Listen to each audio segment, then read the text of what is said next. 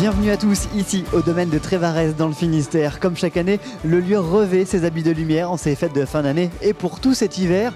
Alors l'endroit est idéal pour parler de culture car le Finistère est une terre d'inspiration et de création.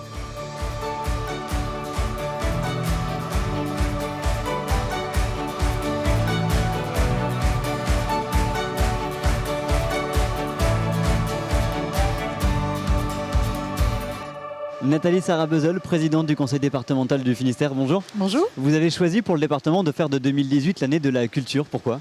Alors nous avons décidé de mettre en valeur chaque année une des caractéristiques du département du Finistère. Nous avons commencé par l'engagement associatif et nous avons choisi de faire cette année une année de la culture parce que la culture est particulièrement représentative du Finistère. Alors le budget il est conséquent pour des projets qui le sont tout autant ? Oui, le budget de la culture au conseil départemental est conséquent. On ne le voit pas toujours parce que nous n'organisons que très peu ou pas directement des manifestations culturelles. Mais en revanche, nous sommes derrière énormément de projets, d'associations qui sont proposés sur le territoire du département.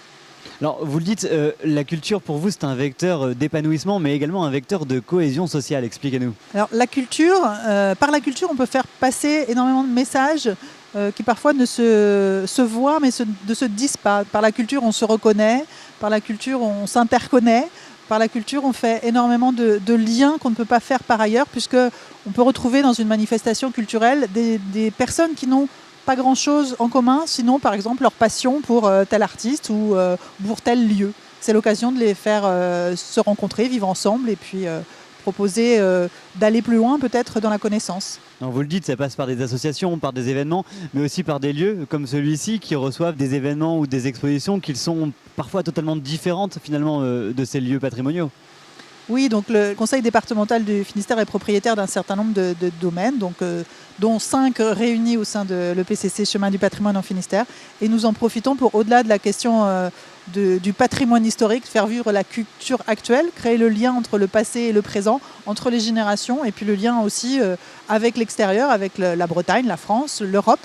Nous sommes année européenne du patrimoine, nous avons des projets labellisés par l'Union européenne et nous en sommes très fiers. Non, on se rend compte que le public est au rendez-vous, que ça fonctionne plutôt bien. Ça fonctionne très bien, ça fonctionne bien à Trévarez ici comme ça fonctionne ailleurs.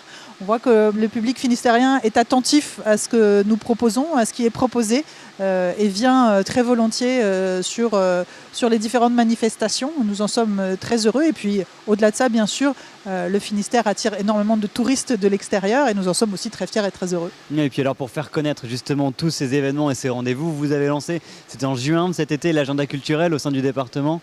Oui, pour que la culture soit plus visible peut-être et pour être plus facilement accessible, nous avons créé cet agenda culturel pour valoriser les manifestations culturelles et les acteurs culturels qui vivent et qui font vivre le Finistère. Merci beaucoup Nathalie Sarah-Bezeul.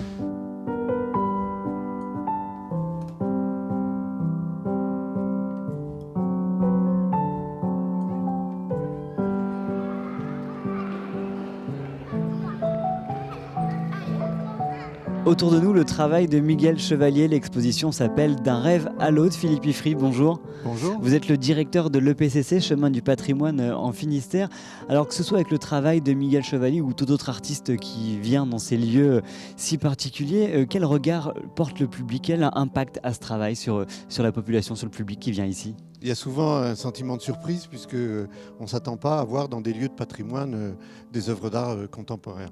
Et donc, mais ça ne devrait pas choquer parce qu'il n'y a aucune opposition. C'est original bien sûr, mais ce n'est pas en contradiction avec cette idée qu'on a du patrimoine. Ouais. Si on prend l'exemple du château de Trévarez, le château de Trévarez a été construit il y a un peu plus d'un siècle maintenant par quelqu'un qui est un riche bourgeois, qui avait un esprit très novateur puisque le château était très très très moderne. On avait un ascenseur, de l'électricité, du chauffage central, plein de choses très très modernes. Aujourd'hui, ce qui frappe les gens quand ils visitent le château de Trévarez, c'est de savoir qu'il y avait toute cette modernité. Et cette modernité, elle est toujours présente. On la voit ici. Et on la voit ici avec cette invitation qui a été faite à Miguel Chevalier, qui sont les arts numériques. Et quelque chose d'assez saisissant, qui sera une proposition, qui forme une proposition un peu différente par rapport à celle qu'on a l'habitude de présenter, mais c'est une façon un peu nouvelle et, surprenante, ça c'est sûr, de raconter une histoire.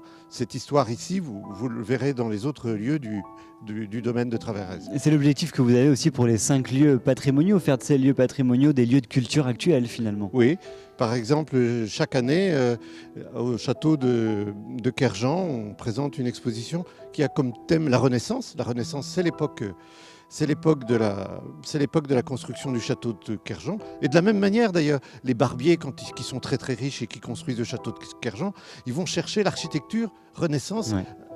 Inspirés de la Renaissance de l'Italie et ils vont vraiment prendre quelque chose de très très moderne. Et nous, dans ces expositions qui parlent de thématiques sur la Renaissance, le corps ou l'année prochaine la question de la folie, eh bien on invite aussi des artistes à apporter des artistes d'aujourd'hui à apporter des petits contrepoints. Ça fonctionne parfaitement. Merci beaucoup Philippe Iffry. Je vous en prie. Alors justement, ces lieux sont de formidables transmetteurs de culture, mais ce ne sont pas les seuls. Il y a vous, nous, le public, la population, aussi variée soit-elle, et tous avons un rôle à jouer dans la création et la diffusion. On regarde justement une vidéo autour d'un dispositif culture solidaire créé en 2016.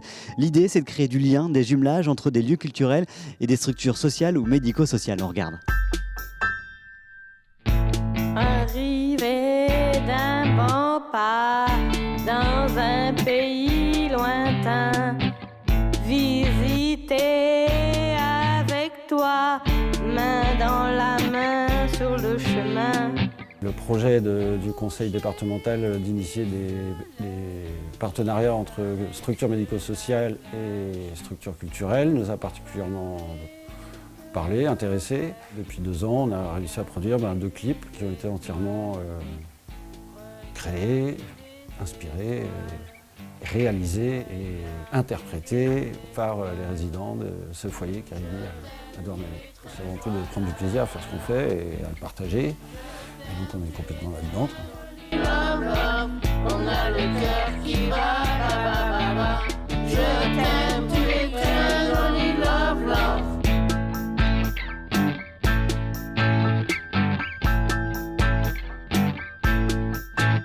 Moi je trouve vachement bien, c'est l'écriture. Et après quand on s'est réunis ensemble pour faire le clip, ça m'a fait un grand plaisir. Ça nous a plu, on a fait tout le travail, la caméra, on a filmé, on a fait tout. On a fait l'écriture, tout ça, on a fait les chansons. De faire le clip et tout ça, c'est sympa. Après la musique c'était sympa aussi. Ça montre une autre expérience, quoi. Et puis ça m'a plu de faire cette musique-là de Love Love et j'ai trouvé ça très intéressant de faire une belle musique comme ça, donc surtout avec mes collègues, ça m'a plu, donc c'était là aussi, ils ont chanté tout, donc ça m'a plu de faire cette musique-là sur Love Love.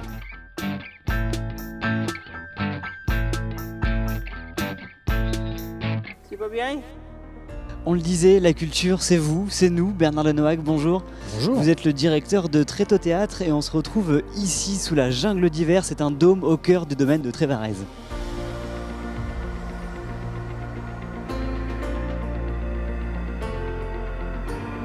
Bernard Lenoac, avec vous, on fait en sorte que la culture soit accessible pour tous finalement et sur tout le territoire. En tout cas, on aimerait bien parce qu'il y a 900 000 habitants dans le département. Donc c'est une des missions que nous a confié le conseil départemental, ça fait maintenant 20 ans. Mais on n'est pas seul, ça veut dire qu'on s'appuie sur une quarantaine, cinquantaine de partenaires, que ce soit des MJC, des collectivités territoriales. L'idée, c'est de rapprocher de la culture des habitants, voilà, tout simplement. Et aussi, évidemment, d'avoir une politique tarifaire qui soit le plus adaptée. On touche, nous, particulièrement les enfants et donc les familles. Et on se rend compte que peut-être que plutôt dire c'est des spectacles pour enfants, c'est peut-être les spectacles pour tous, parce qu'on voit de plus en plus des spectacles où on touche les grands-parents, les parents, les enfants. Ouais, des spectacles familiaux finalement. Peu importe le territoire, parce que vous êtes sur une trentaine de communes, peu importe également les conditions sociales et le portefeuille finalement. Alors, la particularité de ce réseau, qui est un peu unique en France, c'est que chacun reste organisateur. C'est-à-dire, nous, on est des facilitateurs. Ouais. Ça veut dire qu'on prête du matériel. On a un parc départemental financé par le conseil départemental. On accompagne sur le choix des spectacles, parce qu'on a une programmatrice qui se balade un petit peu partout en Europe, qui sélectionne ce qu'il y a mieux dans le spectacle jeune public. Mais s'il n'y a pas de volonté locale, s'il n'y a pas d'acteurs, on ne sait pas faire. Donc on s'appuie toujours évidemment sur la dynamique locale. Et on se rend compte que ça fonctionne. Et ça fonctionne depuis 20 ans. Il y a aujourd'hui des petites communes de 1000, 1500 habitants. On a donc toute configuration. Ça peut être une mairie, mais ça peut être aussi une belle association de bénévoles qui a une belle énergie et nous on les accompagne.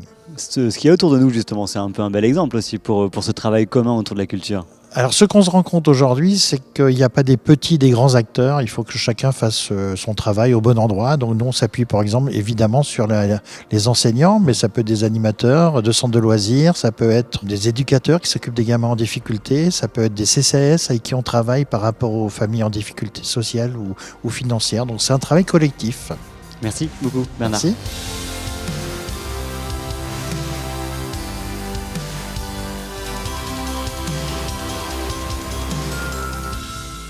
Et devant nous, cette table avec cette projection interactive qui bouge quand on passe les mains. Anne Maréchal, bonjour. Bonsoir. Vous êtes la déléguée à la culture au conseil départemental du Finistère.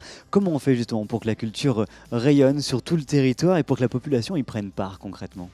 Il existe plusieurs dispositifs, modalités. Il y a des choses très connues et très populaires, comme les écoles de musique et de danse, par exemple, qui permettent à tous d'avoir une pratique artistique, et au moins en plus grand nombre. C'est ce que nous essayons de faire avec notre schéma des enseignements artistiques, qui va être renouvelé au cours de cette année. Ça passe également par la culture, par la transmission d'une culture populaire. Je pense notamment à la préservation du Barzaz-Braise par le conseil départemental.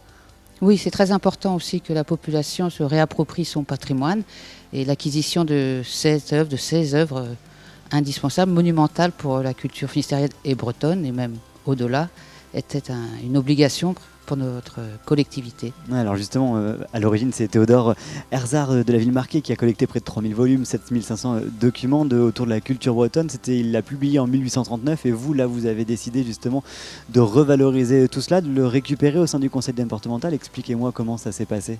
Donc nous avons fait l'acquisition de ce fonds qui est aux archives et qui va être numérisé pour être communiqué et accessible par tous les Finistériens qui le souhaitent pour les consultations internet ou sur place. Merci à vous. De rien. Et on finit cette émission avec vous, Nathalie Sarah-Bezold. Et quoi de mieux pour la finir que de profiter de ce magnifique lieu finalement ? Un magnifique lieu, magnifiquement habité par un artiste qui fait des propositions tout à fait ludiques et créatives cette année, comme toutes les années. Un moment pour passer en famille, entre amis, visiter le château, profiter des extérieurs et voir l'exposition. Jusqu'à janvier, il faut en profiter. Donc on a le temps, venez en profiter. En tout cas, merci de nous avoir suivis. À bientôt.